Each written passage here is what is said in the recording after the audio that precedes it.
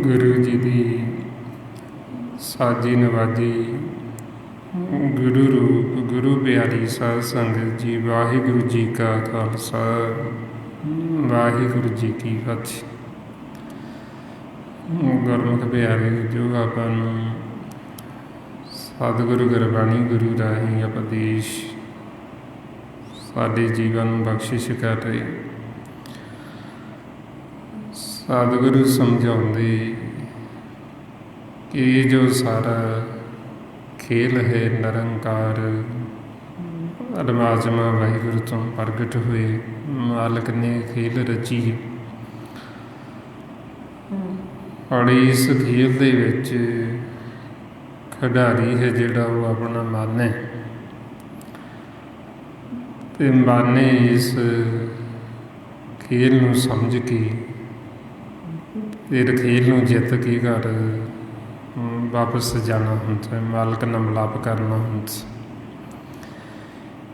ये हुण रोज़ दी रोज़ दा खेल है। असीं दिन दे समय आउंदे हां इस लोक दे विच ये सारा खेल जिहड़ा पाउण दा चलदा है। इस लोक दा गुरु कौन है?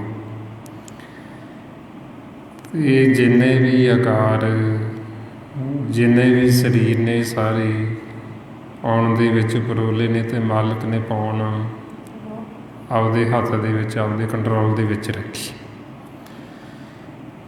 मारे कहंदे पवन परोया सगल आकार, बई जिन्ने भी आकार ने ये पाउण दे विच परोए हुए ने ते इस लोक दा गुरु पाउण है। ये पाउण दोबारा खेल चलदा। मालिक जद तक पाउण दे रहे सवास दे रहे साडा खेल चल रहा। जदों पाउण रोक लैंदा तो साडा खेल खत्म हो जाता, समाप्त हो जाता। ये रावा संसार दे विच किन्ने भी जीव मर गए क्योंकि उसके जिहड़े सवास सी सवास रोक ले गए, सवास खत्म हो गए। हुण महाराज कहते भी ये सारा खेल फिर इस लोक का पाउण दोबारा चलता है ते पाउण मालिक ने आपदे कंट्रोल दे विच रखी हुई। ਇਸ ਲਈ ਫਿਰ ਸਾਨੂੰ ਦੱਸਦੇ ਵੀ ਇਸ ਲੋਕ ਦਾ ਜੋ ਗੁਰੂ ਹੈ ਇਹ ਪਾਉਣ ਹੈ। ਪਵਨ ਗੁਰੂ ਪਾਣੀ ਪਿਤਾ ਮਾਤਾ ਧਰਤ ਮਹਤਸ। ਹੁਣ ਜਿਉਂ ਹੀ ਇੱਧਰ ਸਾਡਾ ਮਨ ਆਉਂਦਾ ਹੈ ਆ ਕੇ ਇਹ ਪਾਉਣ ਦੇ ਵਿੱਚ ਪ੍ਰਵੇਸ਼ ਹੁੰਦਾ ਹੈ ਤੇ ਫਿਰ ਸ਼ੁਰੂ ਹੋ ਜਾਂਦਾ। ਜਦੋਂ ਇਹ ਪਾਉਣ ਤੋਂ ਵੱਖ ਹੋ ਜਾਂਦਾ ਹੈ ਰਾਤ ਨੂੰ ਆਪਾਂ ਇਹ ਪਾਉਣ ਨੂੰ ਛੱਡ ਦਿੰਦੇ ਹਾਂ, ਇਹ ਖੇਲ ਬੰਦ ਹੋ ਜਾਂਦਾ, ਰੁਕ ਜਾਂਦਾ। ਸਵੇਰ ਨੂੰ ਫਿਰ ਮਨ ਆਏਗਾ, ਫਿਰ ਇਹਦੇ ਵਿੱਚ ਆ ਕੇ ਪ੍ਰਵੇਸ਼ ਹੋਏਗਾ ਤੇ ਫਿਰ ਖੇਲ ਸ਼ੁਰੂ ਹੋ ਜਾਏਗਾ। ਹੁਣ ਮਹਾਰਾਜ ਫਿਰ ਦੱਸਦੇ ਵੀ ਜੇ ਅਸੀਂ ਇਹ ਖੇਲ ਨੂੰ ਸਮਝ ਲਈਏ ਕਿ ਇਹ ਸਾਰਾ ਖੇਲ ਪਾਉਣ ਦੁਆਰਾ ਚੱਲਦਾ ਹੈ, ਅਸੀਂ ਪਾਉਣ ਨੂੰ ਕੰਟਰੋਲ ਕਰਨਾ ਸਿੱਖ ਲਈਏ, ਅਸੀਂ ਪਾਉਣ ਤੋਂ ਅੱਡ ਹੋਣਾ ਆਪ ਸਿੱਖ ਲਈਏ ਤੇ ਫਿਰ ਅਸੀਂ ਇਹ ਖੇਲ ਨੂੰ ਜਿੱਤ ਸਕਦੇ। ਆਈਓ ਫਿਰ ਆਪਾਂ ਨੂੰ ਗੁਰਬਾਣੀ ਗੁਰੂ ਵਿੱਚ ਇਹ ਸਾਰਾ ਖੇਲ ਸਮਝਾ ਕੇ ਤੇ ਫਿਰ ਸਾਨੂੰ ਜਿੱਤਣ ਦਾ ਇਹ ਤਰੀਕਾ ਦੱਸਿਆ, ਵਿਧੀਆਂ ਜੁਗਤੀਆਂ ਦੱਸੀਆਂ ਕਿ ਕਿਵੇਂ ਸਾਡਾ ਮਨ ਇੱਧਰ ਆ ਕੇ ਜਦੋਂ ਪਾਉਣ 'ਚ ਪ੍ਰਵੇਸ਼ ਹੁੰਦਾ ਫਿਰ ਇੱਧਰ ਲੋਕੀ 'ਚ ਜਾ ਕੇ ਵਿਚਾਰਾਂ 'ਚ ਖੇਲਦਾ ਤੇ ਵਿਚਾਰਾਂ ਦੇ ਵਿੱਚ ਜਾ ਕੇ ਮੇਰੇ ਭਰਮ 'ਚ ਪੈ ਜਾਂਦਾ ਤੇ ਸੌਂ ਜਾਂਦਾ। ਕਿਵੇਂ ਹੁਣ ਫਿਰ ਅਸੀਂ ਵਾਪਸ ਪਾਉਣ 'ਚ ਪ੍ਰਵੇਸ਼ ਹੋਣਾ, ਪਾਉਣ 'ਚ ਪ੍ਰਵੇਸ਼ ਹੋ ਕੇ ਫਿਰ ਅਸੀਂ ਪਾਉਣ ਨੂੰ ਛੱਡ ਕੇ ਕਿਵੇਂ ਉਹ ਸ਼ਬਦ ਗੁਰੂ ਦੇ ਨਾਲ ਜੁੜਨਾ, ਕਿਵੇਂ ਉਹਦੇ ਨਾਲ ਸੁਰਤੀ ਨੂੰ ਜੋੜਨਾ ਤੇ ਫਿਰ ਅਸੀਂ ਇਹ ਪਾਉਣ ਤੋਂ ਅੱਡ ਹੋ ਕੇ ਘਰ ਆਪਦੇ ਵਾਪਸ ਜਾਣਾ। ਇਸ ਲੋਕ ਦਾ ਗੁਰੂ ਆਉਣੇ ਤੇ ਜੋ ਆਪਣਾ ਦੇਸ਼ ਹੈ ਪਰਲੋਕ, ਜਿੱਥੇ ਆਪਾਂ ਸੌਣ ਤੋਂ ਮਗਰੋਂ ਜਾਂਦੇ ਹਾਂ, ਉਸ ਦੇਸ਼ ਦਾ ਗੁਰੂ ਸ਼ਬਦ ਹੈ। ਉੱਥੇ ਪਾਉਣ ਨਹੀਂ ਹੈ, ਪਾਉਣ ਥੱਲੇ ਰਹਿ ਜਾਂਦੀ। ਆਪਣੇ ਦੇਸ਼ ਦਾ ਜੋ ਗੁਰੂ ਹੈ ਉਹਨੂੰ ਸ਼ਬਦ ਗੁਰੂ ਕਹਿੰਦੇ, ਜਿਸ ਨੂੰ ਗੁਰੂ ਨਾਨਕ ਪਾਤਸ਼ਾਹ ਸਾਨੂੰ ਫਰਮਾਉਂਦੇ ਸ਼ਬਦ ਗੁਰੂ ਸੁਰਤ ਧੁਨ ਚੇਲਾ। ਉੱਥੇ ਸਾਡੀ ਜਿਹੜੀ ਸੁਰਤੀ ਉਹ ਸ਼ਬਦ ਦੁਆਰਾ ਚੱਲਦੀ, ਜਿਵੇਂ ਸਰੀਰ ਪਾਉਣ ਦੁਆਰਾ ਚੱਲਦਾ ਹੈ, ਸਵਾਸ ਚੱਲ ਰਹੇ ਨੇ ਤੇ ਚੱਲ ਰਿਹਾ। ਜਦੋਂ ਸਵਾਸ ਖਤਮ ਹੋ ਗਈ ਇਹ ਸਰੀਰ ਚੱਲਦਾ ਫਿਰਦਾ ਨਹੀਂ, ਜਾਂ ਜਦੋਂ ਮਨ ਪਾਉਣ 'ਚ ਆ ਕੇ ਪ੍ਰਵੇਸ਼ ਹੁੰਦਾ ਇਹ ਸਰੀਰ ਨੂੰ ਲੈ ਕੇ ਚੱਲਦਾ ਹੈ। ਜਦੋਂ ਇਹ ਤੋਂ ਵੱਖ ਹੋ ਜਾਂਦਾ ਹੈ ਇਹਦੇ ਸਰੀਰ ਚੱਲਦਾ ਫਿਰਦਾ ਨਹੀਂ। ਇਸੇ ਤਰ੍ਹਾਂ ਹੀ ਸਾਡਾ ਜੋ ਦੇਸ਼ ਹੈ ਉੱਥੇ ਜਦੋਂ ਅਸੀਂ ਚੱਲਦੇ ਹਾਂ ਉੱਥੇ ਸ਼ਬਦ ਗੁਰੂ ਦੁਆਰਾ ਚੱਲਦਾ ਸਾਡਾ ਮਨ, ਨਾਮ ਦੁਆਰਾ। ਜਦੋਂ ਇਹ ਨਾਮ ਦੇ ਵਿੱਚ ਸਮਾਏਗਾ, ਨਾਮ ਦੇ ਨਾਲ ਸੁਰਤੀ ਜੁੜੇਗੀ ਤੇ ਫਿਰ ਇਹ ਅੱਗੇ ਸਫ਼ਰ ਕਰੇਗਾ, ਫਿਰ ਇਹ ਅੱਗੇ ਚੱਲੇਗਾ। ਤਾਂ ਕਰਕੇ ਫਿਰ ਆਪਾਂ ਨੂੰ ਸਮਝਾਉਂਦੇ ਵੀ ਇਹ ਖੇਲ ਨੂੰ ਸਮਝੋ ਵੀ ਕਿਵੇਂ ਅਸੀਂ ਇੱਧਰ ਆਉਂਦੇ ਹਾਂ, ਇੱਧਰ ਆ ਕੇ ਸ਼ਬਦ ਨਾਲੋਂ ਸਾਡਾ ਵਿਯੋਗ ਹੋ ਜਾਂਦਾ, ਇੱਧਰ ਅਸੀਂ ਪਾਉਣ ਦੇ ਨਾਲ ਸੰਜੋਗ ਕਰ ਲੈਂਦੇ, ਫਿਰ ਪਾਉਣ 'ਚ ਸਮਾ ਕੇ ਫਿਰ ਮਨ ਵਿਚਾਰਾਂ 'ਚ ਚਲਾ ਜਾਂਦਾ ਤੇ ਪਾਉਣ ਨਾਲੋਂ ਵੀ ਸੰਬੰਧ ਤੋੜ ਲੈਂਦੇ। ਹੁਣ ਇੱਕ ਤਾਂ ਸਾਡੀ ਲੈਵੋ ਸ਼ਬਦ ਗੁਰੂ ਨਾਲੋਂ ਟੁੱਟੀ, ਨਾਮ ਦੇ ਨਾਲੋਂ ਟੁੱਟੀ, ਇਹ ਅਸੀਂ ਪਾਉਣ 'ਚ ਪ੍ਰਵੇਸ਼ ਹੋਏ, ਫਿਰ ਅਸੀਂ ਪਾਉਣ ਨੂੰ ਵੀ ਛੱਡ ਦਿੱਤਾ, ਪਾਉਣ ਨੂੰ ਛੱਡ ਕੇ ਅੱਗੇ ਦਾ ਵਿਚਾਰਾਂ 'ਚ ਨਿਕਲ ਗਏ ਤਰਲੋਕੀ ਦੇ ਵਿੱਚ। ਔਰ ਜੇ ਅਸੀਂ ਪਾਉਣ ਨਾਲ ਵੀ ਸੰਬੰਧ ਰੱਖੀਏ ਤੇ ਪਾਉਣ ਵੀ ਮਾਲਕ ਦੇ ਮੁਖ ਦੇ ਵਿੱਚੋਂ ਪ੍ਰਗਟ ਹੋ ਰਹੀ ਹੈ, ਪਰਮਾਤਮਾ ਸਾਨੂੰ ਦੇ ਰਹੇ ਸਵਾਸ। ਜੇ ਅਸੀਂ ਸਵਾਸ ਵੱਲ ਵੀ ਖਿਆਲ ਰੱਖੀਏ ਵੀ ਸਾਨੂੰ ਕੌਣ ਸਵਾਸ ਦੇ ਰਿਹਾ ਤੇ ਅਸੀਂ ਫਿਰ ਵੀ ਮੁਕਤ ਹੋ ਜਾਂਦੇ ਹਾਂ। ਇਸ ਵਾਸਤੇ ਫਿਰ ਆਪਾਂ ਨੂੰ ਸਮਝਾਉਂਦੇ ਵੀ ਇੱਕ ਤਾਂ ਅਸੀਂ ਸ਼ਬਦ ਨਾਲੋਂ ਟੁੱਟੇ, ਨਾਮ ਦੇ ਨਾਲੋਂ, ਦੂਸਰਾ ਅਸੀਂ ਪਾਉਣ ਨਾਲੋਂ ਵੀ ਸੰਬੰਧ ਤੋੜ ਲਿਆ ਕਿ ਸਿਰਫ ਵਿਚਾਰਾਂ ਦੇ ਵਿੱਚ ਫੁਰਨਿਆਂ ਦੇ ਵਿੱਚ ਹੀ ਸਾਡਾ ਮਨ ਦੂਰ ਭੱਜਾ ਫਿਰ ਜੋ ਮਾਲਕ ਸਾਡੇ ਨੇੜੇ ਸਾਨੂੰ ਸਵਾਸ ਦੇ ਰਹੇ ਹੈ ਇਹ ਉੱਥੇ ਵੀ ਨਹੀਂ ਧਿਆਨ ਰੱਖਦਾ ਵੀ ਮੈਨੂੰ ਸਵਾਸ ਕਿੱਥੋਂ ਆ ਰਹੇ ਨੇ, ਕੌਣ ਮੈਨੂੰ ਸਵਾਸ ਦੇ ਰਹੇ ਹੈ। ਇਹ ਸਤਿਗੁਰੂ ਆਪਾਂ ਨੂੰ ਸਮਝਾਉਂਦੇ ਵੀ ਕਰਤਾ ਪੁਰਖ ਸਾਨੂੰ ਮਾਲਕ ਸਾਹਮਣੇ ਸਵਾਸ ਦੇ ਰਿਹਾ ਅਤੇ ਇੱਕ ਇੱਕ ਸਵਾਸ ਸਾਡੇ ਮੁੱਖ 'ਚ ਗਰਾਹੀ ਪਾਉਂਦਾ ਹੈ ਅਤੇ ਸਾਡੇ ਨੇੜੇ ਹੈ ਅਤੇ ਸਾਨੂੰ ਸਾਹਮਣੇ ਦੇਖਦਾ ਸਵਾਸ ਦਿੰਦਾ ਹੈ, ਦੇਖ ਰਹੇ। ਮਹਾਰਾਜ ਕਹਿੰਦੇ ਆਪੇ ਕਰਤਾ ਕਰ ਕਰ ਵੇਖੇ ਦਿੰਦਾ ਸਾਸ ਵਿਰਾਹਾ ਹੈ। ਇਹ ਕਰਤਾ ਪੁਰਖ ਸਾਨੂੰ ਸਵਾਸਾਂ ਦੀ ਗਰਾਹੀ ਦੇ ਰਹੇ ਹੈ ਅਤੇ ਸਾਨੂੰ ਸਾਹਮਣੇ ਦੇਖ ਰਹੇ ਹੈ। ਹੁਣ ਉਹ ਤਾਂ ਸਾਨੂੰ ਦੇਖਦਾ ਹੈ ਪਰ ਅਸੀਂ ਉਹਨੂੰ ਨਹੀਂ ਦੇਖਦੇ, ਜੋ ਸਵਾਸ ਦੇਣ ਵਾਲਾ ਅਸੀਂ ਉਹਨੂੰ ਵੀ ਭੁੱਲ ਗਏ। ਇਸ ਵਾਸਤੇ ਫਿਰ ਅਸੀਂ ਜਦੋਂ ਸ਼ਬਦ ਨੂੰ ਵੀ ਭੁੱਲ ਗਏ, ਪਾਉਣ ਦੇ ਨਾਲੋਂ ਵੀ ਅਸੀਂ ਸੰਬੰਧ ਤੋੜ ਲਿਆ। ਫਿਰ ਸਾਡਾ ਮਨ ਕਹਿੰਦੇ ਵੀ ਭਰਮ ਦੇ ਵਿੱਚ ਜਾ ਕੇ ਇਹ ਅਗਿਆਨਤਾ ਦੇ ਵਿੱਚ ਸੌਂ ਗਏ, ਵਿਚਾਰਾਂ 'ਚ ਸੌਂ ਗਏ, ਰਹਿ ਗੁਣਾਂ ਦੇ ਵਿੱਚ ਸੌਂ ਗਏ, ਭਰਮ ਦੇ ਵਿੱਚ। ਜੋ ਆਪਾਂ ਨੂੰ ਰੋਜ਼ ਸਤਿਗੁਰੂ ਫਰਮਾਉਂਦੇ ਤਿਹੀ ਗੁਣੀ ਸੰਸਾਰ ਭਰਮ ਸੁਤਾ ਸੁਤਿਆਂ ਰਹਿਣ ਵਿਹਾਣੀ, ਕਿ ਸੁਤਿਆਂ ਦਾ ਹੀ ਜੀਵਨ ਸਾਡਾ ਬੀਤਦਾ ਜਾ ਰਿਹਾ ਹੈ।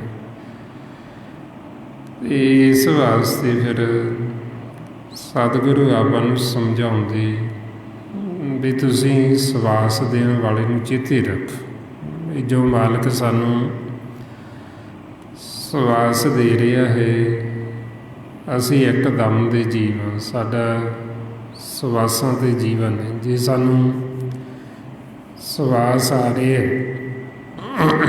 ਅਤੇ ਆਪਣਾ ਜੀਵਨ ਹੈ, ਅਸੀਂ ਕਹਿੰਦੇ ਹਾਂ ਵੀ ਅਸੀਂ ਕੰਮ ਕਾਰ ਕਰਦੇ ਹਾਂ, ਸਾਡਾ ਇਹ ਪਰਿਵਾਰ ਹੈ, ਸਾਡੇ ਬੱਚੇ ਨੇ, ਅਤੇ ਜੇ ਸਾਨੂੰ ਸਵਾਸ ਹੀ ਨਾ ਆਵੇ ਅਤੇ ਸਾਡਾ ਖੇਲ ਉਦੋਂ ਹੀ ਖਤਮ ਹੋ ਜਾਣ। ਕਿਹੜਾ ਪਰਿਵਾਰ, ਕਿਹੜਾ ਸੰਸਾਰ, ਕੌਣ ਧੀਆਂ ਪੁੱਤਰ, ਕਿਹੜਾ ਘਰ ਬਾਰ ਜ਼ਮੀਨ ਜਾਇਦਾਦ, ਸਭ ਇੱਥੇ ਦੀ ਇੱਥੇ ਰਹਿ ਜਾਣੀ, ਧਰੀ ਦੀ ਧਰੀ। ਇਸ ਵਾਸਤੇ ਫਿਰ ਸਾਨੂੰ ਸਮਝਾਉਂਦੇ ਗੁਰੂ ਨਾਨਕ ਦੇਵ ਜੀ ਵੀ ਅਸੀਂ ਇੱਕ ਦਮ ਦੇ ਜੀਵ ਹਾਂ ਅਤੇ ਜੋ ਸਾਨੂੰ ਮਾਲਕ ਦਮ ਦੇ ਰਹੇ ਸਵਾਸ ਉਹਦਾ ਸਿਮਰਨ ਕਰੋ, ਉਹਦੇ ਸਨਮੁਖ ਹੋ। ਮਾਰੇ ਫਰਮਾਉਂਦੇ ਹਮ ਆਦਮੀ ਹਾਂ ਇੱਕ ਦਮੀ ਮੋਹਲਤ ਮੋਹਤ ਨ ਜਾਣਾ, ਨਾਨਕ ਬਿਨ ਵੇ ਤਿਸੇ ਸਰੀਬੋ ਜਾ ਕੇ ਜੀ ਪ੍ਰਾਣਾ। ਕਿ ਜੋ ਮਾਲਕ ਸਾਨੂੰ ਪ੍ਰਾਣ ਦੇ ਰਿਹਾ, ਸਵਾਸ ਦੇ ਰਿਹਾ, ਉਹਨੂੰ ਸਿਮਰੋ, ਉਹਨੂੰ ਮਿਲੋ। ਸਾਡੇ ਜੀਵਨ ਦਾ ਮਾਨਸ ਜਾਮੇ ਦਾ ਇਹੋ ਮਨੋਰਥ ਹੈ, ਇਹੋ ਮਕਸਦ ਹੈ। ਇਹ ਸਾਨੂੰ ਹੁਣ ਵਾਰੀ ਦਿੱਤੀ ਮਾਨਸ ਜਾਮਾ ਪਰਮਾਤਮਾ ਨਿਰੰਕਾਰ ਨੂੰ ਮਿਲਣ ਵਾਸਤੇ, ਕਿਉਂਕਿ ਹੋਰਾਂ ਜੂਨਾਂ 'ਚ ਕਿਸੇ ਨੂੰ ਇੰਨਾ ਗਿਆਨ ਵੀ ਉਹ ਆਪਣੇ ਮੂਲ ਦੀ ਪਹਿਚਾਣ ਕਰ ਲੈਣ, ਆਪਣੇ ਮਾਤਾ ਪਿਤਾ ਦੀ ਪਹਿਚਾਣ ਕਰ ਲੈਣ। ਸਿਰਫ ਇੱਕ ਮਾਨਸ ਜਾਮਾ ਹੀ ਹੈ ਜਿਹਦੇ ਵਿੱਚ ਆਪਾਂ ਨੂੰ ਸਭ ਤੋਂ ਵੱਧ ਗਿਆਨ ਦੇ ਕੇ, ਸਭ ਤੋਂ ਵੱਧ ਸਾਨੂੰ ਸੁੱਖ ਸਹੂਲਤਾਂ ਦੇ ਕੇ, ਅਤੇ ਸਾਨੂੰ ਇਹ ਮੌਕਾ, ਇਹ ਵਾਰੀ ਦਿੱਤੀ ਜਾਂਦੀ ਕਿ ਹੁਣ ਤੁਸੀਂ ਆਪਣਾ ਜਿਹੜਾ ਆਵਾਗਾਉਣ ਦਾ ਚੱਕਰ ਹੈ ਉਹ ਤੁਸੀਂ ਖਤਮ ਕਰ ਲਓ, ਹੁਣ ਤੁਸੀਂ ਜੀਵਨ ਮੁਕਤ ਹੋ ਜਾਓ।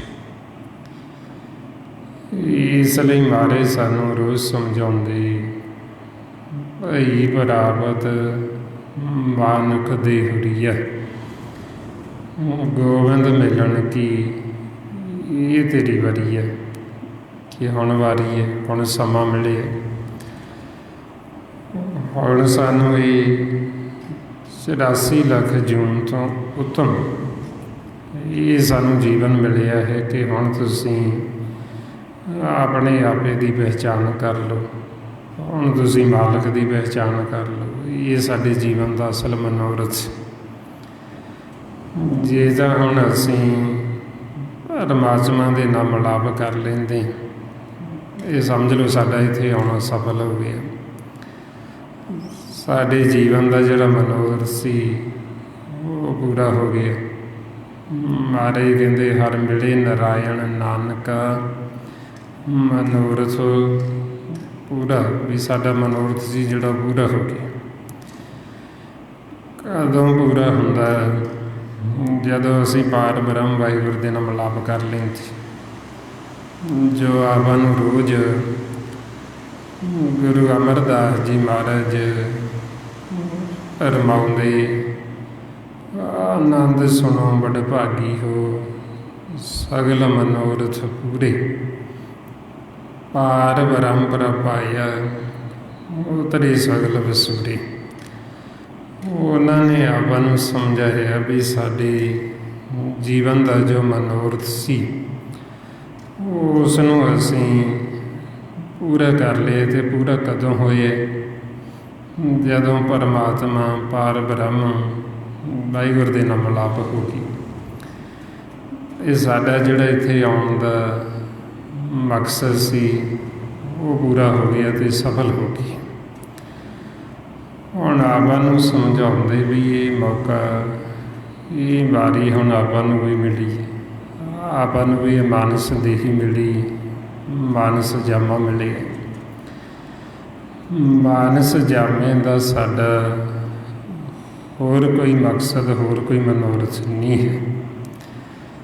ਸਿਰਫ ਇੱਕੋ ਹੀ ਮਨੋਰਥ ਹੈ ਵੀ ਹੁਣ ਅਸੀਂ ਪਰਮਾਤਮਾ ਦੇ ਨਾਲ ਮਿਲਾਪ ਕਰ ਲਈਏ। ਜਿਹਦਾ ਅਸੀਂ ਮਿਲਾਪ ਕਰ ਲਿਆ, ਅਸੀਂ ਜਿਉਂਦੇ ਹੀ ਪ੍ਰਵਾਨ ਹੋ ਗਏ। ਗੁਰਮੁਖ ਨੇ ਜਿਹੜੇ ਉਹ ਜਿਉਂਦੇ ਵੀ ਪ੍ਰਵਾਨ ਨੇ, ਜਦੋਂ ਦੇਹ ਛੱਡਣਗੇ ਉਹ ਦੇਹ ਛੱਡਣ ਤੋਂ ਮਗਰੋਂ ਵੀ ਪ੍ਰਵਾਨ ਨੇ,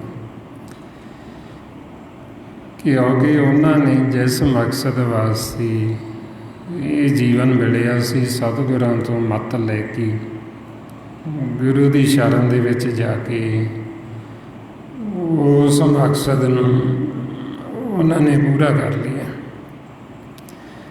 ਤਾਂ ਮਹਾਰਾਜ ਕਹਿੰਦੇ ਵੀ ਜਿਸ ਦਿਨ ਸਾਨੂੰ ਪਰਮਾਤਮਾ ਦੀ ਪਹਿਚਾਣ ਆ ਗਈ, ਅਸੀਂ ਉਹਦੇ ਸਨਮੁਖ ਹੋ ਗਏ। ਜਿਸ ਦਿਨ ਸਾਡੀ ਟੁੱਟੀ ਹੋਈ ਸ਼ਬਦ ਗੁਰੂ ਨਾਮ ਦੇ ਨਾਲ ਅੰਦਰੋਂ ਗੰਢੀ ਗਈ, ਉਸ ਦਿਨ ਅਸੀਂ ਪ੍ਰਵਾਨ ਹੋ ਗਏ। ਗੁਰਮੁਖ ਜੀਵੇ ਮਰੇ ਪ੍ਰਵਾਨ, ਆਰਜਾ ਨਸ਼ੀਜੇ ਸ਼ਬਦ ਪਛਾਣ। ਬਈ ਜਿਸ ਗੁਰਮੁਖਾਂ ਨੇ ਸ਼ਬਦ ਦੀ ਪਹਿਚਾਣ ਕਰ ਲਈ ਉਹ ਪ੍ਰਵਾਨ ਨੇ, ਉਹ ਜਿਉਂਦੇ ਵੀ ਪ੍ਰਵਾਨ ਨੇ, ਉਹ ਜਦੋਂ ਦੇਹ ਛੱਡਣਗੇ ਉਹ ਮਰਨ ਤੋਂ ਬਾਅਦ ਵੀ ਪ੍ਰਵਾਨ ਨੇ। ਔਰ ਆਪਾਂ ਨੂੰ ਫਿਰ ਸਮਝਾਉਂਦੇ ਵੀ ਹੁਣ ਆਪਾਂ ਦੇਖਣਾ ਵੀ ਅਸੀਂ ਪ੍ਰਵਾਨ ਹੋਏ ਜਾਂ ਨਹੀਂ ਹੋਏ। ਹੁਣ ਜੇ ਅਸੀਂ ਆਖੀਏ ਵੀ ਅਸੀਂ ਮਰਨ ਤੋਂ ਬਾਅਦ ਮੁਕਤ ਹੋ ਜਾਵਾਂਗੇ, ਜਾਂ ਜਦੋਂ ਅਸੀਂ ਦੇਹ ਛੱਡਾਂਗੇ ਸਾਡੀਆਂ ਬਾਅਦ 'ਚੋਂ ਕੋਈ ਅਰਦਾਸਾਂ ਕਰਾਵੇ, ਬਾਅਦ 'ਚੋਂ ਸਾਡੀਆਂ ਬੇਨਤੀਆਂ ਕਰਾਉਣ ਵੀ ਇਹਨਾਂ ਨੂੰ ਚਰਨਾਂ 'ਚ ਥਾਂ ਦਿਓ ਜੀ, ਇਹਨਾਂ ਨੂੰ ਦਰਗਾਹ 'ਚ ਥਾਂ ਦਿਓ, ਇਹਨਾਂ ਦੇ ਗੁਣਾਂ ਵੱਲ ਨਾ ਧੱਕਿਓ ਜੀ, ਇੱਦਾਂ ਕਿਸੇ ਨੂੰ ਦਰਗਾਹ 'ਚ ਥਾਂ ਨਹੀਂ ਮਿਲਦੀ। ਕਿਸੇ ਦੀ ਸਿਫਾਰਿਸ਼ 'ਤੇ ਤਾਂ ਬਿਲਕੁਲ ਹੀ ਥਾਂ ਨਹੀਂ ਮਿਲਦੀ। ਥਾਂ ਸਾਨੂੰ ਆਪਦੇ ਆਪ ਲੈਣੀ ਪੈਂਦੀ, ਉਹ ਵੀ ਜਿਉਂਦੇ ਜੀ। ਜਿਹੜਾ ਜੀਵ ਹੁਣ ਜਿਉਂਦੇ ਜੀ ਤਾਂ ਪਰਮਾਤਮਾ ਦੇ ਚਰਨਾਂ ਦੇ ਨਾਲ ਜੁੜਿਆ ਨਹੀਂ। ਰੋਜ਼ ਸਤਿਗੁਰੂ ਸਮਝਾਉਂਦੇ ਸਾਨੂੰ ਵੀ ਤੁਸੀਂ ਘਰ ਆਵੋ, ਪਰਮਾਤਮਾ ਦੇ ਚਰਨਾਂ ਨਾਲ ਜੁੜੋ।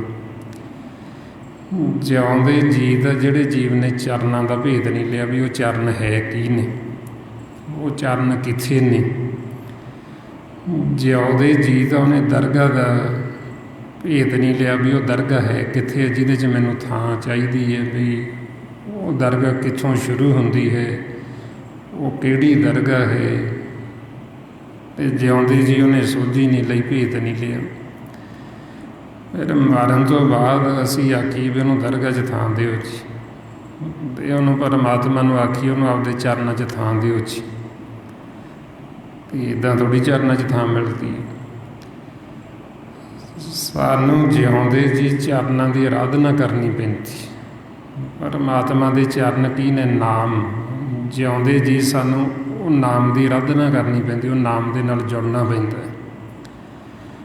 ਪਰਮਾਤਮਾ ਦੇ ਚਰਨਾਂ ਦੀ ਸਾਨੂੰ ਸੇਵਾ ਕਰਨੀ ਪੈਂਦੀ ਹੈ, ਫਿਰ ਚਰਨਾਂ 'ਚ ਥਾਂ ਮਿਲਦੀ ਹੈ। ਹੁਣ ਉਹ ਸੇਵਾ ਜਿਹੜੀ, ਜੇ ਸਾਨੂੰ ਚਰਨਾਂ ਦਾ ਹੀ ਨਹੀਂ ਪਤਾ ਤਾਂ ਸੇਵਾ ਤਾਂ ਬਹੁਤ ਦੂਰ ਦੀ ਗੱਲ ਰਹਿ ਗਈ। ਸਾਨੂੰ ਤਾਂ ਇਹ ਨਹੀਂ ਪਤਾ ਜੀ ਵੀ ਉਹ ਚਰਨ ਕੀ ਨੇ, ਕਿੱਥੇ ਨੇ ਚਰਨ, ਕਿਹਨੂੰ ਚਰਨ ਕਹਿੰਦੇ। ਉਹ ਚਰਨ ਨੇ ਜਿਹੜੇ, ਉਹ ਕਿਤੇ ਬਾਹਰ ਨਹੀਂ ਹੈ, ਉਹ ਸਾਡੇ ਅੰਦਰ ਚਰਨ ਨੇ। ਪਰਮਾਤਮਾ ਦਾ ਜੋ ਨਾਮ ਹੈ, ਅਨਹਦ ਸ਼ਬਦ, ਉਹਨੂੰ ਪਰਮਾਤਮਾ ਦੇ ਚਰਨ ਕਹਿੰਦੇ ਨੇ। ਗੁਰੂ ਗੋਬਿੰਦ ਸਿੰਘ ਜੀ ਮਹਾਰਾਜ ਫਰਮਾਉਂਦੇ, ਚਿੱਤ ਚਰਨ ਨਾਮ। ਬਈ ਪਰਮਾਤਮਾ ਦੇ ਚਰਨ ਕੀ ਨੇ? ਪਰਮਾਤਮਾ ਦਾ ਨਾਮ ਹੀ ਪਰਮਾਤਮਾ ਦੇ ਚਰਨ ਨੇ। ਹੁਣ ਜੇ ਅਸੀਂ ਜਿਉਂਦੇ ਜੀ ਉਹ ਚਰਨਾਂ ਦੀ ਆਰਾਧਨਾ ਕਰਾਂਗੇ, ਅਸੀਂ ਅੰਦਰੋਂ ਸ਼ਬਦ ਨੂੰ ਸੁਣਾਂਗੇ, ਸਤਿਗੁਰ ਨੂੰ ਅਸੀਂ ਇਹਨਾਂ ਨੇਤਰਾਂ ਦੁਆਰਾ ਦੇਖਾਂਗੇ, ਪਰਮਾਤਮਾ ਨੂੰ ਚਾਰ ਚੁਫੇਰੇ, ਅਤੇ ਅੰਤਰਗਤ ਉਹ ਸ਼ਬਦ ਦੀ ਆਰਾਧਨਾ ਕਰਾਂਗੇ ਅਤੇ ਸਾਨੂੰ ਜਿਉਂਦੇ ਜੀ ਥਾਂ ਹੈ ਦਰਗਾਹ ਦੇ ਵਿੱਚ। ਕਿਸੇ ਦੀ ਸਿਫਾਰਿਸ਼ ਦੀ ਲੋੜ ਨਹੀਂ ਬਈ ਅਸੀਂ ਮਰੀਏ ਅਤੇ ਬਾਅਦ 'ਚੋਂ ਸਾਡੀਆਂ ਕੋਈ ਸਿਫਾਰਿਸ਼ਾਂ ਕਰੇ ਜੀ ਵੀ ਇਹਨੂੰ ਥਾਂ ਦਿਓ ਜੀ। ਉਹਦਾ ਥਾਂ ਸਾਨੂੰ ਜਿਉਂਦੇ ਜੀ ਮਿਲ ਜਾਂਦੀ ਹੈ ਜੇ ਅਸੀਂ ਗੁਰੂ ਦਾ ਬਚਨ ਮੰਨੀਏ। ਇਸ ਲਈ ਮਹਾਰਾਜ ਕਹਿੰਦੇ, ਅੰਤਰ ਗੁਰ ਆਰਾਧਨਾ ਜੇਬਾ ਜਪ ਗੁਰ ਨਾਉ, ਨੇਤਰੀ ਸਤਿਗੁਰ ਵੇਖਣ, ਸਰਬਣੀ ਸੁਣਨਾ ਗੁਰ ਨਾਉ, ਸਤਿਗੁਰ ਸੇਤੀ ਰਤਿਆਂ ਦਰਗੇ ਪਾਈਏ ਠਾਉ। ਇਹ ਅਵਸਥਾ ਦਰਗਾਹ ਦੇ ਵਿੱਚ ਜਿਹੜੇ ਜੀ ਥਾਂ ਭਾਲਦੇ ਉਹਨਾਂ 'ਚ। ਸਤਿਗੁਰੂ ਕਹਿੰਦੇ, ਦਰਗਾਹ 'ਚ ਕਿਹਨੂੰ ਥਾਂ ਮਿਲੇਗੀ? ਜਿਹਦੀ ਇਹ ਅਵਸਥਾ ਬਣ ਗਈ ਵੀ ਸਾਹਮਣੇ ਉਹ ਮਾਲਕ ਨੂੰ ਦੇਖਦਾ, ਸਤਿਗੁਰ ਨੂੰ, ਕੰਨਾਂ ਦੁਆਰਾ ਉਹ ਸਤਿਗੁਰ ਦੀ ਆਵਾਜ਼ ਨੂੰ, ਨਾਮ ਨੂੰ ਸੁਣਦਾ, ਅੰਤਰਗਤ ਉਹ ਸ਼ਬਦ ਦੀ ਆਰਾਧਨਾ ਕਰਦਾ, ਅਤੇ ਉਹਨੂੰ ਜਿਉਂਦੇ ਜੀ ਥਾਂ ਹੈ ਦਰਗਾਹ 'ਚ। ਉਹਦੀ ਇਹ ਅਵਸਥਾ ਹੋਵੇ, ਜਿਹੜਾ ਇੱਕ ਗੁਰਸਿੱਖ, ਉਹਦੀ ਇਹ ਅਵਸਥਾ ਹੋਣੀ ਚਾਹੀਦੀ। ਜੇ ਅਸੀਂ ਕਹਿੰਦੇ ਹਾਂ ਅਸੀਂ ਗੁਰਬਾਣੀ ਗੁਰੂ ਨੂੰ ਮੰਨਦੇ ਹਾਂ, ਗੁਰਬਾਣੀ ਸਾਡਾ ਗੁਰੂ ਹੈ, ਅਤੇ ਗੁਰੂ ਤਾਂ ਸਾਨੂੰ ਇਹ ਅਵਸਥਾ ਦੱਸ ਰਹੇ ਨੇ ਬਈ ਜਿਹਦੀ ਇਹ ਅਵਸਥਾ ਬਣ ਗਈ ਉਹਨੂੰ ਦਰਗਾਹ 'ਚ ਥਾਂ ਹੈ, ਉਹਨੂੰ ਜਿਉਂਦੇ ਜੀ ਥਾਂ ਹੈ, ਉਹਨੂੰ ਕਿਸੇ ਦੀ ਸਿਫਾਰਿਸ਼ ਦੀ ਲੋੜ ਨਹੀਂ। ਅਤੇ ਜੇ ਹੁਣ ਜੀਵ ਦੇਹ ਛੱਡੇ ਸੰਸਾਰ ਦੇ ਵਿੱਚੋਂ, ਜਿਉਂਦੇ ਜੀ ਨਾ ਤਾਂ ਉਹਨੇ ਸੰਗਤ ਕੀਤੀ, ਨਾ ਉਹਨੇ ਸਿਮਰਨ ਕੀਤਾ, ਨਾ ਉਹਨੂੰ ਚਰਨਾਂ ਦਾ ਪਤਾ ਹੈ ਵੀ ਚਰਨ ਹੈ ਕੀ ਨਹੀਂ, ਨਾ ਉਹਨੇ ਕਦੇ ਸਤਿਗੁਰ ਨੂੰ ਦੇਖਿਆ, ਪਰਮਾਤਮਾ ਨੂੰ। ਅਤੇ ਉਹ ਜਦੋਂ ਸੰਸਾਰ 'ਚੋਂ ਜਾਂਦਾ ਅਤੇ ਕਹਿੰਦੇ ਵੀ ਇਹਨੂੰ ਚਰਨਾਂ 'ਚ ਥਾਂ ਦਿਓ ਜੀ, ਦਰਗਾਹ 'ਚ ਥਾਂ ਦਿਓ। ਅਤੇ ਮਹਾਰਾਜ ਕਹਿੰਦੇ ਕਿਵੇਂ ਮਿਲੇਗੀ? ਜਦੋਂ ਉਹਦੇ ਕੋਲ ਸਮਾਂ ਸੀ, ਜਦੋਂ ਵਾਰੀ ਸੀ, ਉਹਨੂੰ ਰੋਜ਼ ਬੁਲਾਉਂਦੇ ਰਹੇ। ਸਤਿਗੁਰੂ ਸਾਨੂੰ ਰੋਜ਼ ਬੁਲਾਉਂਦੇ ਵੀ ਘਰੇ ਆਓ, ਤੁਸੀਂ ਵਾਪਸ ਆਵੋ, ਤੁਸੀਂ ਪਰਦੇਸ ਗਏ ਹੋ, ਇਹ ਤੁਹਾਡਾ ਦੇਸ਼ ਨਹੀਂ, ਤੁਸੀਂ ਵਾਪਸ ਆਪਣੇ ਘਰ ਆਓ। ਪਰ ਮਨਮੁਖ ਇੱਧਰ ਹਉਮੈ ਵਿੱਚ, ਹੰਕਾਰ ਦੇ ਵਿੱਚ ਪਰਮਾਤਮਾ ਦੀ ਆਵਾਜ਼ ਨੂੰ ਸੁਣਦਾ ਹੀ ਨਹੀਂ, ਉਹ ਮੰਨਦਾ ਹੀ ਨਹੀਂ। ਮਾਂ ਪਿਓ ਰੋਜ਼ ਆਵਾਜ਼ਾਂ ਮਾਰਦੇ ਵੀ ਘਰੇ ਆ ਜਾ, ਇਹ ਘਰੇ ਜਾਂਦਾ ਹੀ ਨਹੀਂ। ਇਸ ਲਈ ਫਿਰ ਮਹਾਰਾਜ ਕਹਿੰਦੇ ਵੀ ਮਨਮੁਖ ਹੋ ਗਿਆ ਅਤੇ ਬਹੁਤਾ ਹੀ ਹੰਕਾਰੀ ਹੋ ਗਿਆ। ਜਦੋਂ ਜੀਵ ਦੇ ਅੰਦਰ ਹੰਕਾਰ ਹੁੰਦਾ, ਉਹ ਮੰਨਦਾ ਨਹੀਂ ਗੱਲ ਨੂੰ, ਉਹ ਕਹਿਣਾ ਨਹੀਂ ਮੰਨਦਾ, ਉਹ ਗੁਰੂ ਦਾ ਬਚਨ ਨਹੀਂ ਮੰਨਦਾ। ਇਸ ਲਈ ਮਹਾਰਾਜ ਕਹਿੰਦੇ, ਮਨਮੁਖ ਹੰਕਾਰੀ ਮੈਲ ਨਾ ਜਾਣੇ, ਖੈ ਨਾ ਆਗੇ ਖੈਨ ਪਿੱਛੇ, ਸਦਾ ਬੁਲਾਈਏ ਮੈਲ ਨਾ ਆਵੇ, ਕਿਉਂ ਕਰ ਦਰਗੇ ਸੀਜੇ। ਵੀ ਹੁਣ ਤਾਂ ਇਹਨੂੰ ਸਦਾ ਬੁਲਾਉਂਦੇ ਵੀ ਘਰੇ ਆ ਜਾ, ਹੁਣ ਇਹ ਘਰੇ ਆਉਂਦਾ ਨਹੀਂ। ਜਦੋਂ ਇਹਦਾ ਸਮਾਂ ਖਤਮ ਹੋ ਗਿਆ, ਫਿਰ ਇਹਨੂੰ ਆਖੇ ਵੀ ਇਹਨੂੰ ਦਰਗਾਹ 'ਚ ਥਾਂ ਦਿਓ ਜੀ, ਇਹਨੂੰ ਕਿਵੇਂ ਦਰਗਾਹ 'ਚ ਥਾਂ ਮਿਲੇਗੀ? ਇਹ ਰਾਖੀ ਇਹਨੂੰ ਚਰਨਾਂ 'ਚ ਥਾਂ ਦਿਓ ਜੀ, ਫਿਰ ਇਹਨੂੰ ਕਿਵੇਂ ਚਰਨਾਂ 'ਚ ਥਾਂ ਮਿਲੇਗੀ ਜਿਹਨੇ ਜਿਉਂਦੇ ਜੀ ਚਰਨਾਂ ਦੀ ਆਰਾਧਨਾ ਨਹੀਂ ਕੀਤੀ। ਜਿਹਨੇ ਜਿਉਂਦੇ ਜੀ ਆਪਣੇ ਘਰ ਦੀ ਪਹਿਚਾਣ ਨਹੀਂ ਕੀਤੀ, ਕਦੇ ਨਿੱਜ ਮਹਿਲ ਥਿਰ ਘਰ 10ਵੇਂ ਦੀਵਾਰ 'ਚ ਗਿਆ ਨਹੀਂ, ਅਤੇ ਉਹਨੂੰ ਅੱਗੇ ਥਾਂ ਨਹੀਂ ਹੈ। ਉਹਨੇ ਅੱਗੇ ਜੂਨਾਂ 'ਚ ਹੀ ਜਾਣਾ, ਵਾਪਸ ਆਕਾਰਾਂ ਦੇ ਵਿੱਚ ਹੀ ਜਾਣਾ।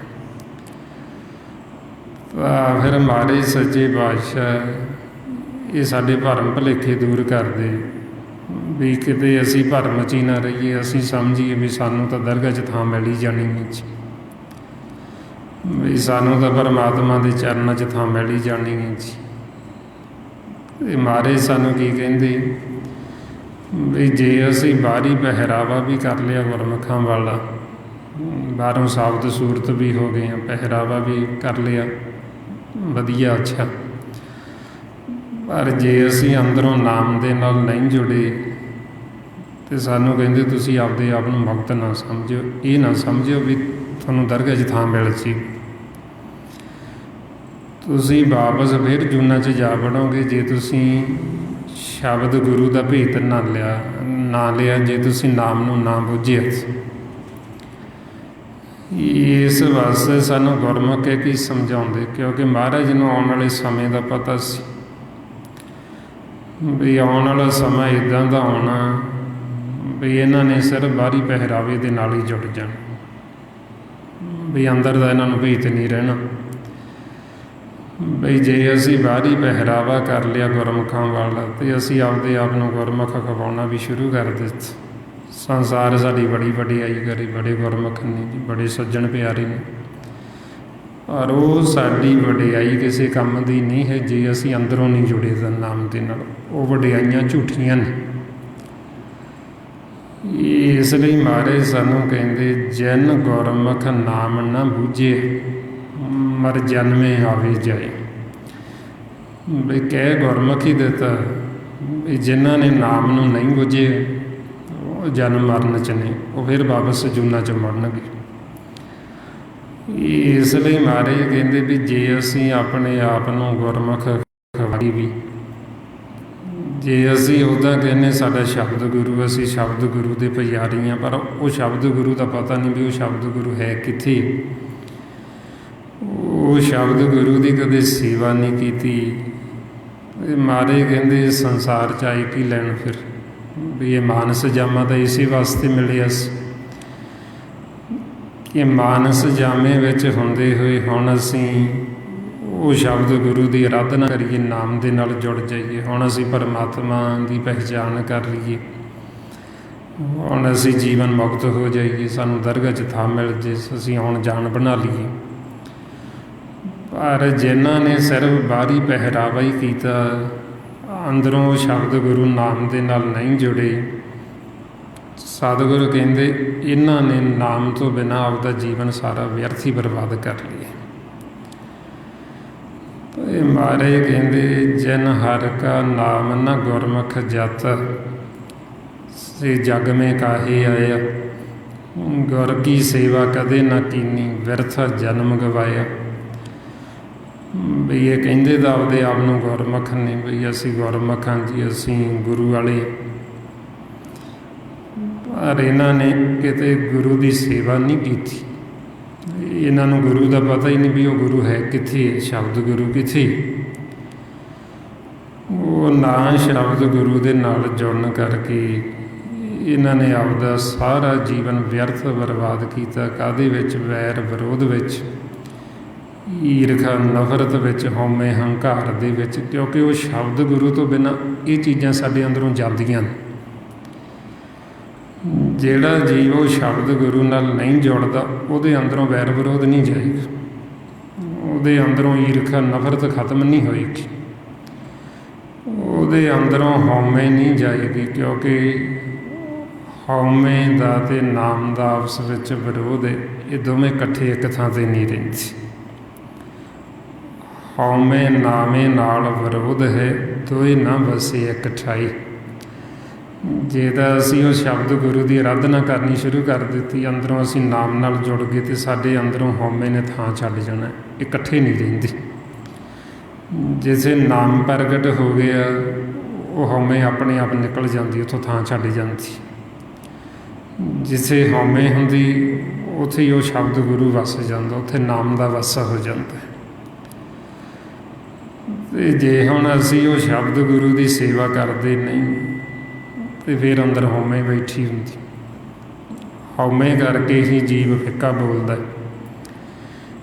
ਤਾਈਓਂ ਗੁਰਮੁਖਾਂ ਦੇ ਬੋਲਣ ਵਿੱਚ ਅਤੇ ਮਨਮੁਖ ਦੇ ਬੋਲਣ 'ਚ ਬੜਾ ਅੰਤਰ ਹੁੰਦਾ। ਹੁਣ ਆਪਾਂ ਸੰਗਤ ਕਰਦੇ ਹਾਂ, ਆਪਾਂ ਸਾਰੇ ਸਿੱਖ ਹਾਂ, ਆਪਾਂ ਸਿਖਿਆਰਥੀ, ਆਪਾਂ ਸਿੱਖ ਰਹੇ। ਤੁਸੀਂ ਦੇਖਿਓ ਗੁਰਮੁਖਾਂ ਦਾ ਬੋਲਣਾ ਅਤੇ ਮਨਮੁਖ ਦਾ ਬੋਲਣਾ, ਉਹਦੇ ਵਿੱਚ ਕਿੰਨਾ ਅੰਤਰ ਹੈ, ਕਿੰਨਾ ਫਰਕ ਹੈ। ਆਪਾਂ ਫਿਰ ਇਹ ਗਿਆਨ ਲੈ ਕੇ ਚੱਲਣਾ ਹੁੰਦਾ। ਜਦੋਂ ਆਪਾਂ ਸਤਿਗੁਰਾਂ ਤੋਂ ਇਹ ਗਿਆਨ ਲੈ ਕੇ ਚੱਲਦੇ ਹਾਂ ਅਤੇ ਫਿਰ ਸਾਨੂੰ ਬਚਨਾਂ ਤੋਂ ਪਤਾ ਲੱਗ ਜਾਂਦਾ, ਬੋਲਣ ਤੋਂ, ਵੀ ਸਾਹਮਣੇ ਵਾਲਾ ਮਨਮੁਖ ਹੈ ਕਿ ਜਾਂ ਗੁਰਮੁਖ। ਕਿਉਂਕਿ ਜਿਹੜਾ ਮਨਮੁਖ ਹੈ ਉਹਦਾ ਬੋਲਣਾ, ਉਹਨੇ ਹਉਮੈ 'ਚ ਬੋਲਣਾ, ਉਹਨੇ ਹੰਕਾਰ 'ਚ ਬੋਲਣਾ। ਇਹ ਜਦੋਂ ਜੀਵ ਹਉਮੈ ਹੰਕਾਰ 'ਚ ਬੋਲਦਾ, ਉਹ ਫਿਰ ਦੂਸਰਿਆਂ ਦੀ ਬੁਰਾਈ ਕਰਦਾ, ਉਹਨੇ ਨਿੰਦਿਆ ਕਰਨੀ, ਉਹਨੇ ਫਿੱਕੇ ਬੋਲ ਬੋਲਣੇ, ਉਹਨੇ ਮਾੜਾ ਬੋਲਣਾ। ਇਸ ਵਾਸਤੇ ਫਿਰ ਸਤਿਗੁਰੂ ਸਾਨੂੰ ਸਮਝਾਉਂਦੇ ਵੀ ਨਾਮ ਤੋਂ ਬਿਨਾਂ ਜੀਵ ਨੇ ਜਿਹੜਾ ਜੀਵਨ ਆਪਦਾ ਫਿਰ ਵਿਅਰਥ ਹੀ ਬਰਬਾਦ ਕਰ ਲਿਆ, ਵੈਰ ਵਿਰੋਧ ਦੁਵਿਧਾ ਦੇ ਵਿੱਚ ਪੈ ਗਈ। ਇਸ ਲਈ ਫਿਰ ਜਿਹੜਾ ਜੀਵਨ ਨਾਮ ਦੇ ਨਾਲ ਨਹੀਂ ਜੁੜਿਆ ਉਹਨੂੰ ਕਹਿੰਦੇ ਭਗਤੀ ਤੋਂ ਹੀਨਾ। ਬਈ ਇਹ ਨਾਮ ਤੋਂ ਹੀਨਾ ਹੈ, ਇਹ ਭਗਤੀ ਤੋਂ ਹੀਨਾ। ਅਤੇ ਜਿਹੜਾ ਭਗਤਹੀਣ ਸਤਿਗੁਰੂ ਕਹਿੰਦੇ ਉਹ ਸੰਸਾਰ ਦੇ ਵਿੱਚ ਆਇਆ ਕੀ ਲੈਣ ਵਾਸਤੇ। ਵੀ ਇਹ ਮਾਨਸ ਜਾਮਾ ਤਾਂ ਮਿਲਿਆ ਕਈਆਂ ਯੁੱਗਾਂ ਬਾਅਦ, ਪਰ ਇਹ ਮਾਨਸ ਜਾਮਾ ਮਿਲਿਆ ਭਗਤੀ ਕਰਨ ਵਾਸਤੇ, ਅਤੇ ਭਗਤੀ ਤਾਂ ਕੀਤੀ ਨਹੀਂ ਉਹਨੇ। ਇਸ ਲਈ ਮਹਾਰਾਜ ਕਹਿੰਦੇ ਭਾਈ ਰੇ ਭਗਤਹੀਣ ਕਾਹੇ ਜਗ ਆਇਆ, ਬੁਰੇ ਗੁਰ ਕੀ ਸੇਵਾ ਨਾ ਕੀਤੀ, ਵਿਰਥਾ ਜਨਮ ਗਵਾਇਆ। ਬਈ ਇਹਨਾਂ ਨੇ ਕਦੇ ਸ਼ਬਦ ਗੁਰੂ ਦੀ ਸੇਵਾ ਨਹੀਂ ਕੀਤੀ, ਨਾਮ ਦੀ ਸੇਵਾ ਨਹੀਂ ਕੀਤੀ, ਅਤੇ ਇਹਨਾਂ ਨੇ ਜੀਵਨ ਆਪਦਾ ਵਿਅਰਥ ਹੀ ਬਰਬਾਦ ਕਰ ਲਿਆ। ਹੁਣ ਇਸ ਵਾਸਤੇ ਫਿਰ ਆਪਾਂ ਨੂੰ ਸਤਿਗੁਰੂ ਦੱਸਦੇ ਵੀ ਸਾਡਾ ਜਿਹੜਾ ਇਹ ਮਾਨਸ ਜਾਮਾ, ਮਾਨਸ ਜਾਮੇ ਦਾ ਸਾਡਾ ਇਹੋ ਮਕਸਦ, ਇਹੋ ਮਨੋਰਥ ਹੈ। ਇਹਦੇ ਵਿੱਚ ਭਗਤੀ ਕਰ ਲਓ, ਇਹਦੇ ਵਿੱਚ ਉਹ ਨਾਮ ਦਾ ਭੇਦ ਲੈ ਲਓ।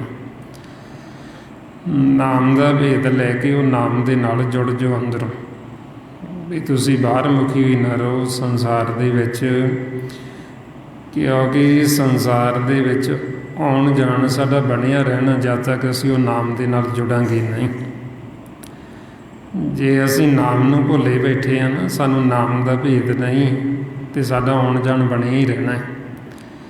ਮਾਰੇ ਸੱਚੇ ਪਾਤਸ਼ਾਹ ਕਹਿੰਦੇ ਨਾਨਕ ਨਾਮ ਵਿਸਾਰਿਆਂ ਆਵਣ ਜਾਣਾ ਦੋਏ।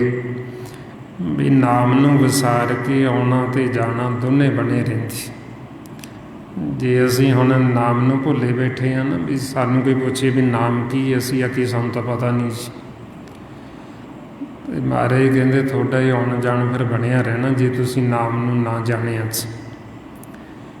ਇਸ ਲਈ ਕਹਿੰਦੇ ਨਾਮ ਭੁੱਲੀ ਜੇ ਫਿਰ ਰਾਮ ਜਾਊਂ। ਵੀ ਜੇ ਹੁਣ ਅਸੀਂ ਨਾਮ ਨੂੰ ਭੁੱਲੇ ਬੈਠੇ ਹਾਂ, ਸਾਨੂੰ ਨਾਮ ਦਾ ਪਤਾ ਨਹੀਂ ਵੀ ਉਹ ਨਾਮ ਹੈ ਕੀ ਹੈ, ਅਤੇ ਮਹਾਰਾਜ ਕਹਿੰਦੇ ਤੁਹਾਡਾ ਆਉਣ ਜਾਣ ਬਣਿਆ ਰਹਿਣਾ ਨਾਮ ਨੂੰ ਭੁੱਲ ਕੇ।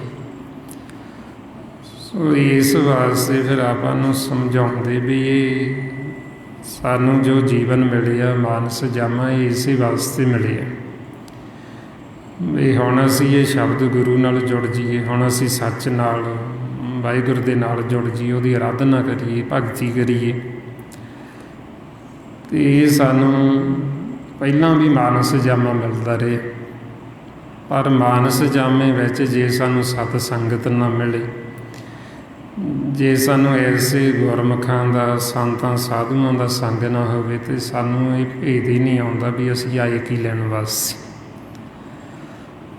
ਅਸੀਂ ਸੰਸਾਰ ਦੇ ਵਿੱਚ ਕਰਮ ਨਾਲ ਜੁੜ ਜਾਂਦੇ ਹਾਂ, ਅਤੇ ਸਾਰਾ ਸਮਾਂ ਕਰਮ ਦੇ ਨਾਲ ਜੁੜੇ ਹੋਏ, ਕਰਮ ਕਰਦੇ ਕਰਦੇ ਇੱਥੋਂ ਹੀ ਦੇਹ ਛੱਡ ਕੇ ਫਿਰ ਅੱਗੇ ਚਲੇ ਜਾਂਦੇ ਜੂਨਾਂ ਦੇ ਵਿੱਚ। ਇਸ ਲਈ ਮਹਾਰਾਜ ਕਹਿੰਦੇ ਵੀ ਇਹ ਪਤਾ ਨਹੀਂ ਕਿੰਨੀ ਕੁ ਵਾਰ ਹੋਇਆ कत की माई बाप कत केरा किदू थाऊं हम आई।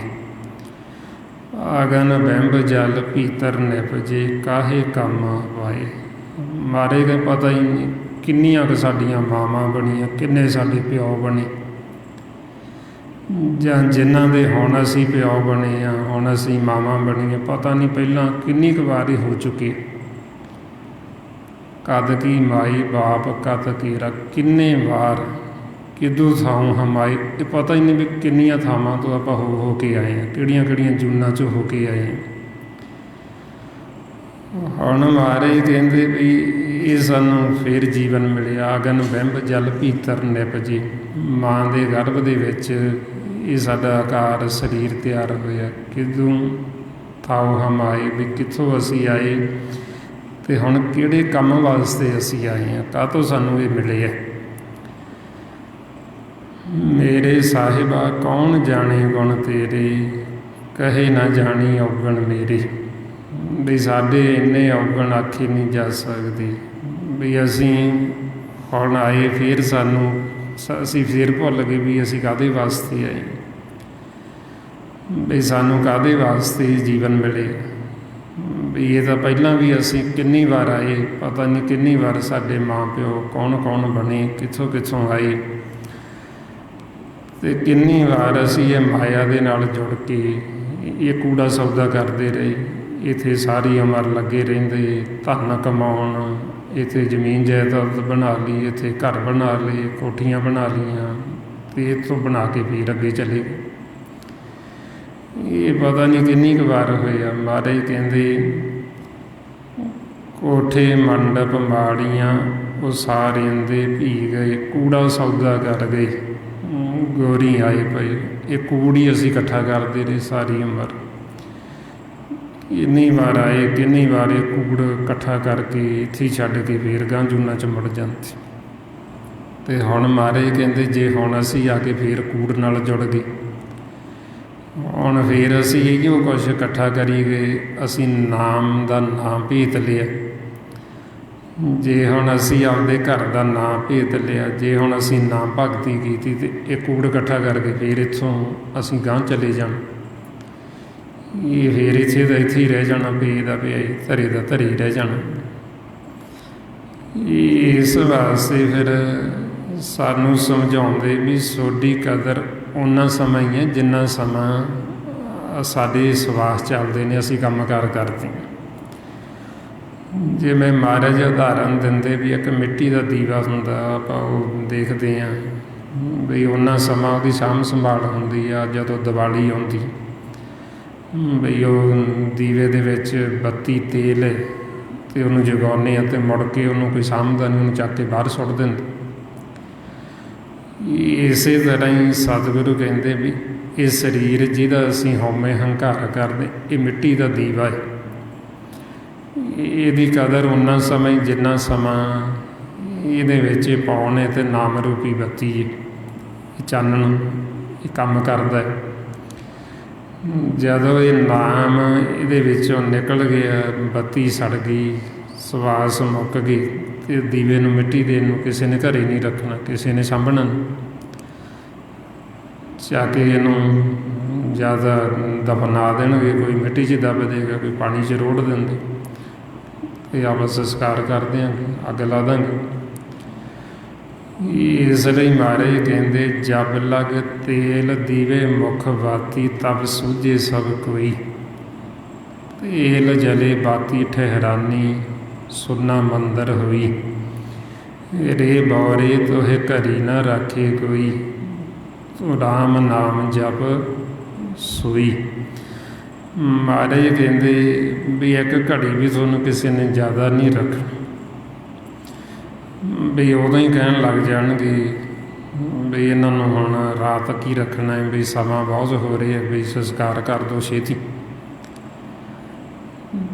इस करके फिर महाराज सच्चे पातशाह सानूं समझाउंदे भी इत्थे संसार दे विच ये जिहड़ा प्यार ये झूठा है, इहनूं आत्मक प्रेम नहीं कहिंदे, इहनूं झूठा कहिंदे।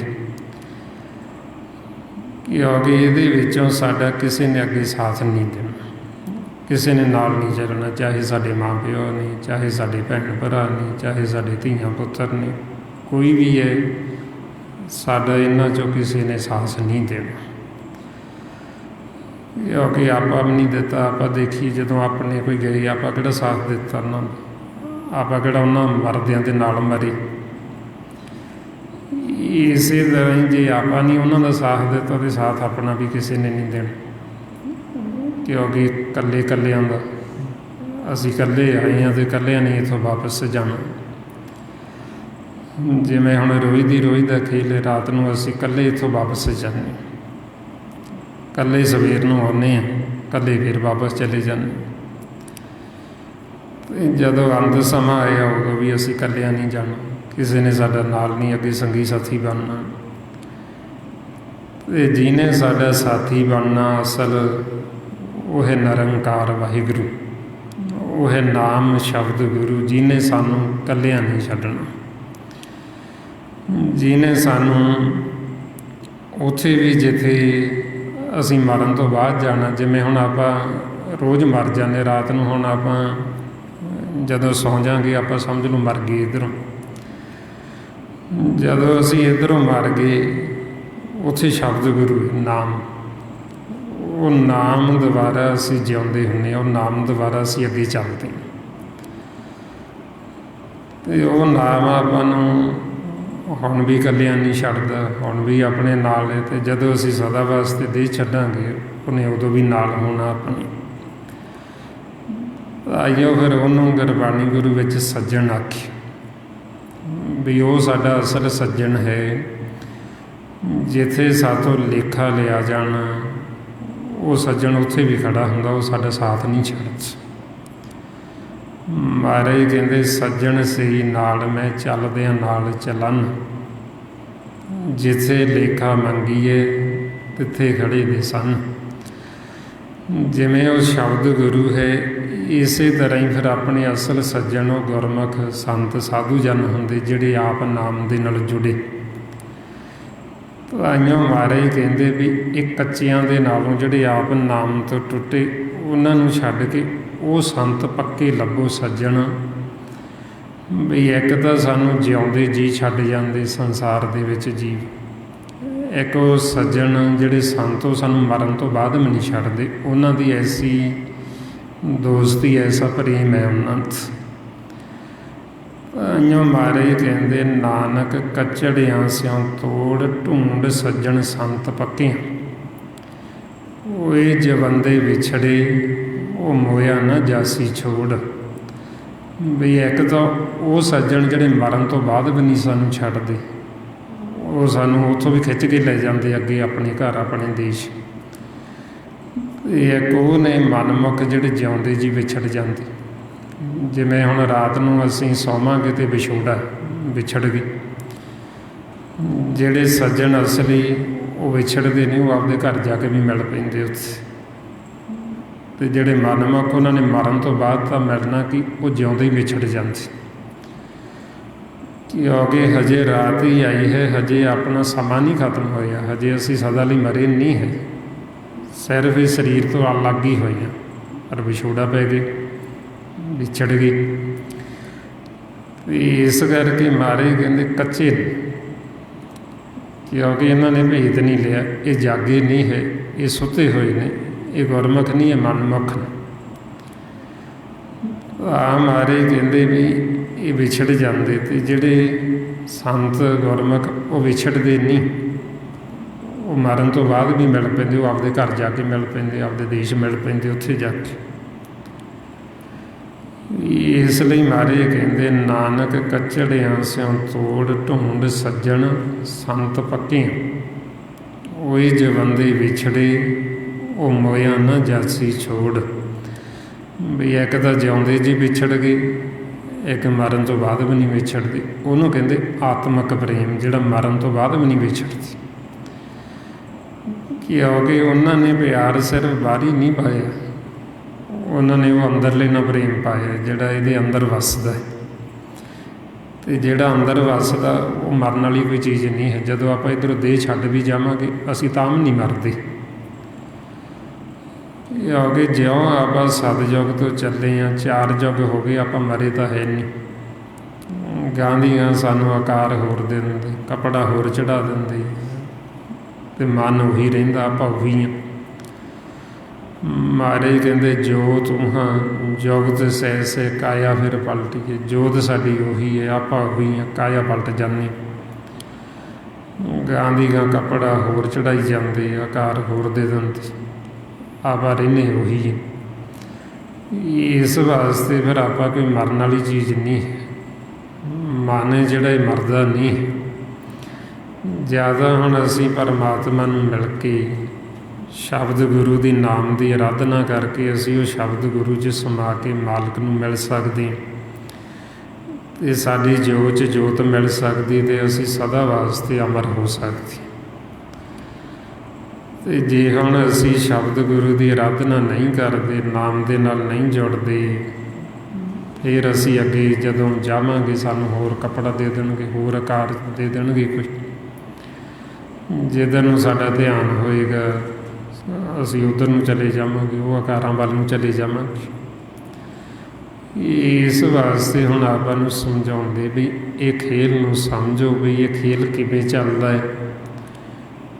ਤੁਸੀਂ ਭਰਮ ਦੇ ਵਿੱਚ ਨਾ ਰਹੋ, ਭਰਮ ਤੋਂ ਉੱਪਰ ਉੱਠੋ, 3 ਗੁਣਾਂ ਤੋਂ ਉੱਪਰ ਉੱਠੋ, ਅਤੇ ਅੰਤਰਮੁਖੀ ਹੋਵੋ, ਅਤੇ ਉਹ ਸ਼ਬਦ ਗੁਰੂ ਦੇ ਨਾਲ ਜੁੜੋ, ਨਾਮ ਦੇ ਨਾਲ ਜੁੜੋ। ਹੁਣ ਇਹ ਨਾਮ ਤੱਕ ਪਹੁੰਚਣ ਵਾਸਤੇ ਇਹ ਆਪਾਂ ਨੂੰ ਫਿਰ ਸਿਮਰਨ ਅਭਿਆਸ ਕਰਨਾ ਪੈਂਦਾ ਹੈ। ਇਹ ਜੋ ਆਪਾਂ ਸਿਮਰਨ ਕਰਦੇ ਹਾਂ, ਇਹ ਸਿਮਰਨ ਇਸੇ ਕਰਕੇ ਕੀਤਾ ਜਾਂਦਾ ਵੀ ਅਸੀਂ ਭਗਤੀ 'ਤੇ ਲੱਗ ਜਾਈਏ, ਸਾਡੀ ਭਗਤੀ ਸ਼ੁਰੂ ਹੋ ਜਾਏ। ਅਤੇ ਸਾਡੀ ਭਗਤੀ ਸ਼ੁਰੂ ਹੋਣੀ ਹੈ ਨਾਮ ਤੋਂ, ਸਹਿਜ ਧੁਨ ਤੋਂ। ਇਸੇ ਭਗਤੀ ਨੂੰ ਹੀ ਗੁਰੂ ਅਰਜਨ ਪਾਤਸ਼ਾਹ ਬੇਨਤੀ ਕਰਦੇ ਪਰਮਾਤਮਾ ਨੂੰ ਵੀ ਸਾਡੇ 'ਤੇ ਕਿਰਪਾ ਕਰੋ, ਸਾਨੂੰ ਆਪਣੀ ਭਗਤੀ 'ਤੇ ਲਾਵੋ। ਜਿਵੇਂ ਹੁਣ ਆਪਾਂ ਫਿਰਦੇ ਫਿਰਦੇ ਆ ਰਹੇ, ਗਾਂਹ ਦੀ ਗਾਂਹ ਆਕਾਰਾਂ ਦੇ ਵਿੱਚ ਤੁਰਦੇ ਤੁਰਦੇ ਆ ਰਹੇ। ਹੁਣ ਆਪਾਂ ਨੂੰ ਮਾਨਸ ਜਾਮਾ ਮਿਲ ਗਿਆ, ਅਤੇ ਮਾਨਸ ਜਾਮੇ 'ਚ ਆਪਾਂ ਪਰਮਾਤਮਾ ਦੀ ਸ਼ਰਨ 'ਚ ਆ ਗਏ। ਜਦੋਂ ਸ਼ਰਨ 'ਚ ਆ ਗਏ, ਉਹਦੇ ਸਨਮੁਖ ਹੋ ਕੇ ਫਿਰ ਬੇਨਤੀ ਕਰਦੇ ਹਾਂ ਵੀ ਸਾਡੇ 'ਤੇ ਹੁਣ ਕਿਰਪਾ ਕਰੋ, ਸਾਨੂੰ ਆਪਣੀ ਭਗਤੀ 'ਤੇ ਲਾ ਲਓ। ਮਾਰੇ ਫਰਮਾਉਂਦੇ ਫਿਰਤ ਫਿਰਤ ਪ੍ਰਭ ਆਇਆ, ਅਰਿਆ ਤੋ ਸ਼ਰਨਾਈ, ਨਾਨਕ ਕੀ ਪ੍ਰਭ ਬੇਨਤੀ ਆਪਣੀ ਭਗਤੀ ਲਾਏ। ਵੀ ਸਾਡੀ ਬੇਨਤੀ ਹੈ ਸਾਨੂੰ ਆਪਣੀ ਭਗਤੀ 'ਤੇ ਲਾ ਲਓ। ਅਤੇ ਭਗਤੀ ਹੁੰਦੀ ਸ਼ਬਦ ਗੁਰੂ ਦੀ ਸੇਵਾ, ਮਾਲਕ ਬੋਲ ਰਿਹਾ ਉਹਨੂੰ ਅਸੀਂ ਸੁਣਨਾ, ਇਹ ਭਗਤੀ ਹੈ। ਭਗਤੀ ਜਿਹੜੀ ਇਹਨਾਂ ਹੱਥਾਂ ਪੈਰਾਂ ਨਾਲ ਨਹੀਂ ਹੁੰਦੀ, ਇਹਨਾਂ ਦੁਆਰਾ ਨਹੀਂ ਕੀਤੀ ਜਾਂਦੀ। ਭਗਤੀ ਹੁੰਦੀ ਸੁਣ ਸੁਣ ਕੇ, ਸਾਡੇ ਮਨ ਨੇ ਕਰਨੀ, ਸਾਡੀ ਸੁਰਤੀ ਨੇ ਕਰਨੀ। ਪਰਮਾਤਮਾ ਬੋਲ ਰਿਹਾ, ਅਸੀਂ ਸਿਰਫ ਸੁਣੀ ਜਾਣਾ ਉਹਦੀ ਆਵਾਜ਼ ਨੂੰ, ਉਹਨੂੰ ਕਹਿੰਦੇ ਵੀ ਇਹ ਭਗਤੀ ਕਰਦੇ।